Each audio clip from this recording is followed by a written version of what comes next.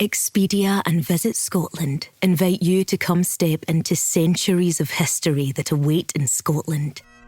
Castles steeped in legend walk along cobblestone streets. Come share the warmth of stories passed down through generations. This is a place with a past that is fully present today and all yours to explore. Plan your Scottish escape today at expedia.com/Visit Scotland. Salut tout le monde, bienvenue à votre 20e épisode spécial des abonnés. Je vous remercie pour votre soutien et je vous rappelle aussi, comme les épisodes traditionnels, classiques, je l'ai dit, le prix augmente aujourd'hui pour l'abonnement de 1$ parce qu'on est rendu à 20 épisodes. Je pense que ça fait pas mal. Et aujourd'hui, j'ai pris 5 questions que j'ai reçues dernièrement pour vous présenter mes réponses. La première question vient de Léo qui me dit « Salut Monsieur Fondamental, je pense que je ne suis pas le seul à me poser la question, donc je te la pose. À l'approche de mon renouvellement de prêt hypothécaire, est-ce que je suis mieux pour une courte période, 1-2 ans, de privilégier de payer du capital sur ce prêt-là plutôt que d'investir dans mon CELI? Il dit qu'il sait qu'il y a 2 gros inconnus dans le calcul, le taux hypothécaire, s'il prend variable, et les rendements qu'il va faire avec son CELI.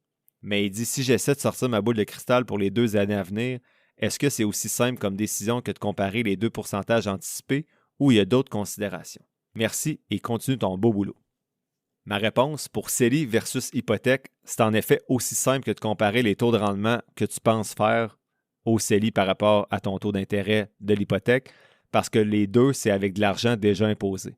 Donc, si ton hypothèque est à 3 % et que tu estimes un rendement de 5 % dans ton CELI, bien, CELI est mieux. Par contre, la seule autre chose à envisager, c'est l'horizon de temps. Tu parles d'une période de 1 à 2 ans.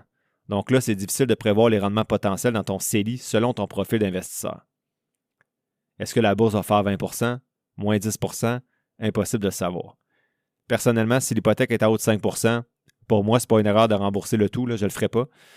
En haut de 7 % je le ferai probablement. Là. Donc, si l'hypothèque était 5, 7, 7, 8, c'est sûr que je le rembourserais, mais à 5 % je continuerai d'investir sur le marché boursier.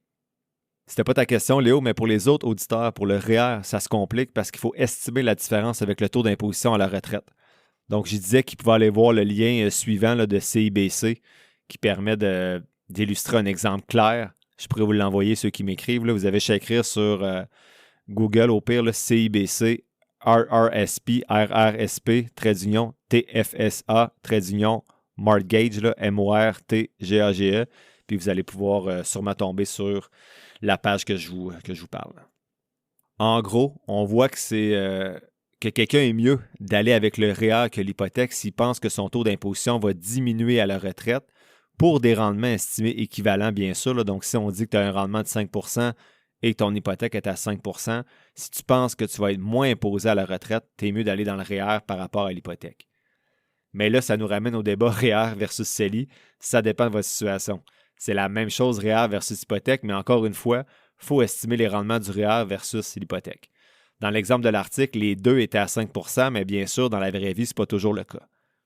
Aussi, ils ne considèrent pas, je crois, dans leur calcul, les avantages supplémentaires du REER comme l'allocation familiale qui va être plus grande si vous avez des enfants. Donc, bonne réflexion, mais bien sûr, il faut faire vos propres calculs. Question numéro 2 vient de Seb. Il me dit « Bonjour, je viens de découvrir ton podcast. J'adore le contenu, le travail que tu fais. J'ai eu la chance d'écouter plus ou moins 8 épisodes un peu aléatoirement. Dans l'épisode 20, tu fais la liste des FNB que tu as sélectionnés. Il me demande pourquoi je n'avais pas choisi VOO qui imite le SP500, sachant que c'est un indice qui a connu un retour annuel le plus intéressant dans l'histoire du marché boursier. Et il me dit « Je vois que ton post du 9 octobre, tu as bien du VOO, mais ma question, c'est plutôt pourquoi tu ne fais pas juste investir dans le SP500. » Je dis « Salut Seb, merci pour tes bons mots. Sa logique est bonne. Je pourrais parier sur le SP500 pour les 30 prochaines années et espérer qu'il superforme le marché comme dans les 30 dernières.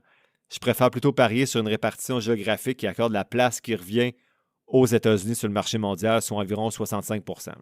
Je trouve ça plus sain que de miser sur un seul cheval, surtout que ce cheval-là est surévalué, selon moi, en termes de ratio d'évaluation historiquement et comparativement aux autres pays aussi. Est-ce que j'ai tort de miser sur tous les chevaux en même temps? Peut-être. Mais j'ai peut-être raison aussi. Donc, sur cette question-là, il y a juste l'avenir qui va nous le dire. Mais je trouve personnellement que le risque est moins grand de parier sur la planète entière que sur un seul pays. Merci de m'écouter, Seb, et merci surtout pour ta question. Troisième question, c'est Amélie. Donc, elle dit « J'ai posé mes 2 premières actions. Elle a dit d'acheter des actions. Elle a débuté. et elle a acheté le livre La bourse pour les nuls. Elle me disait « Merci pour ton précieux podcast. By the way, c'est quoi la différence entre cours marché et cours limite? » J'ai dit « Bravo, merci d'écouter le podcast. Le cours marché, quand vous achetez sur un compte de courtage, c'est le prix de vente de l'action actuellement. Donc moi, j'achetais avec ça tout le temps mes 3 premières années, j'ai jamais eu de problème. Le cours limite, c'est que tu dois indiquer la limite à laquelle tu es prêt à acheter ou vendre ton action, alors que le cours du marché, c'est le prix de vente ou d'achat d'actions actuellement. Donc, par exemple, tu vois que le prix du marché est à 50$, tu pourrais mettre le prix d'achat limite à 50 $ et 15 sous.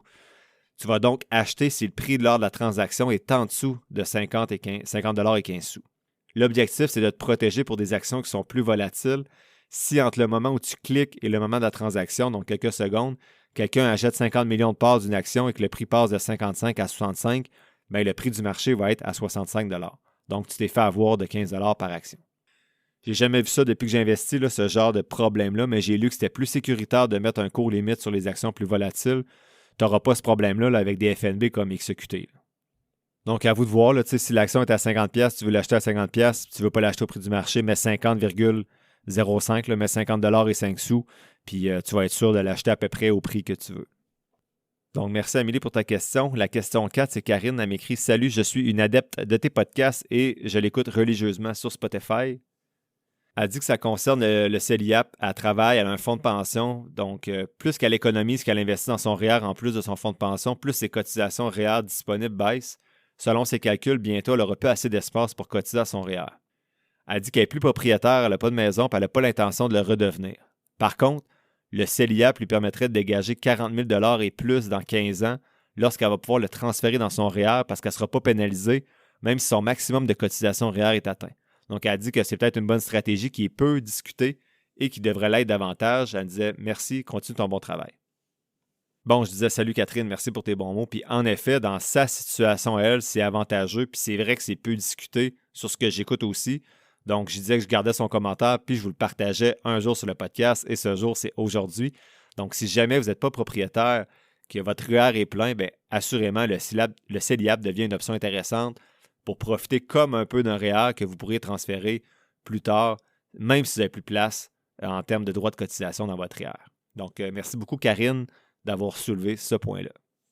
Donc, c'est tout pour l'épisode de cette semaine. Je vous remercie, puis on se dit à mardi prochain pour le prochain épisode régulier. Ciao, ciao!